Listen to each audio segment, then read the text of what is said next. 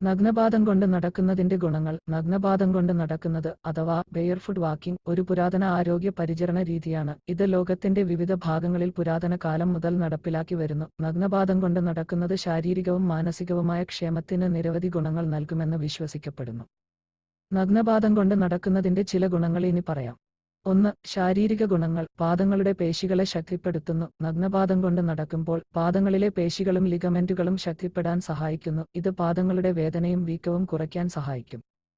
രക്തചംക്രമണം മെച്ചപ്പെടുത്തുന്നു. നഗ്നപാദം കൊണ്ട് നടക്കുന്നത് കാലുകളിലേക്കുള്ള രക്തചംക്രമണം വർദ്ധിപ്പിക്കാൻ സഹായിക്കും. ഇത് പാദങ്ങളുടെ താപനില നിയന്ത്രിക്കാനും ക്ഷീണം കുറയ്ക്കാനും സഹായിക്കും. നടുവേദന കുറയ്ക്കുന്നു. നഗ്നപാദം കൊണ്ട് നടക്കുന്നത് നടുവിലെ പേശികളെ ശക്തിപ്പെടുത്താനും നടുവേദന കുറയ്ക്കാനും സഹായിക്കും. സന്ധിവാതം കുറയ്ക്കുന്നു. നഗ്നപാദം കൊണ്ട് നടക്കുന്നത് സന്ധിവാതം ബാധിച്ചവരിൽ വേദനയും വീക്കവും കുറയ്ക്കാൻ സഹായിക്കും. ശരീരഭാരം കുറയ്ക്കാൻ സഹായിക്കുന്നു. നഗ്നപാദം കൊണ്ട് നടക്കുന്നത് കൂടുതൽ കലോറി കത്തിക്കാൻ സഹായിക്കും. ഇത് ശരീരഭാരം കുറയ്ക്കാൻ സഹായിക്കും.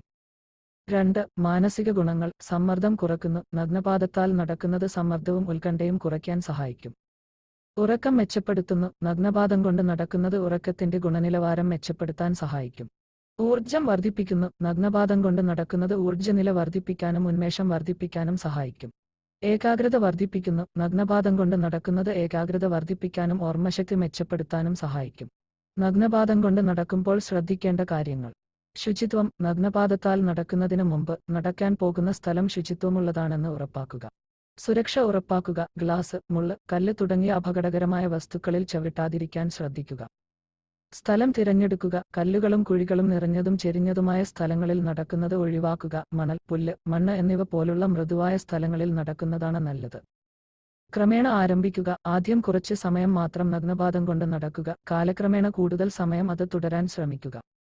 വേദന അനുഭവപ്പെട്ടാൽ നിർത്തുക. വേദന അനുഭവപ്പെട്ടാൽ നടക്കുന്നത് നിർത്തുകയും പാദങ്ങൾ പരിശോധിക്കുകയും വേണം. നഗ്നപാദം കൊണ്ട് നടക്കാൻ തുടങ്ങുന്നതിന് മുമ്പ് ഒരു ഡോക്ടറെ സമീപിക്കുന്നത് നല്ലതാണ്, പ്രത്യേകിച്ച് നിങ്ങൾക്ക് പ്രമേഹം, ഞരമ്പ് തകരാറുകൾ അല്ലെങ്കിൽ മറ്റ് ആരോഗ്യ പ്രശ്നങ്ങൾ ഉണ്ടെങ്കിൽ. നഗ്നപാദം കൊണ്ട് നടക്കുന്നത് എല്ലാവർക്കും അനുയോജ്യമാകണമെന്നില്ല. എന്നിരുന്നാലും ഇത് പരീക്ഷിക്കാൻ താൽപ്പര്യമുണ്ടെങ്കിൽ സുരക്ഷാ മുൻകരുതലുകൾ പാലിക്കുകയും ക്രമേണ ആരംഭിക്കുകയും ചെയ്യുക. കൂടുതൽ വിവരങ്ങൾക്ക് ഒരു ഡോക്ടറെയോ ഫിസിയോതെറാപ്പിസ്റ്റിനെയോ സമീപിക്കുക. ഈ വീഡിയോ ഇഷ്ടമായാൽ ലൈക്ക് ചെയ്യാനും ഷെയർ ചെയ്യാനും ഓർക്കുക. Thanks for watching.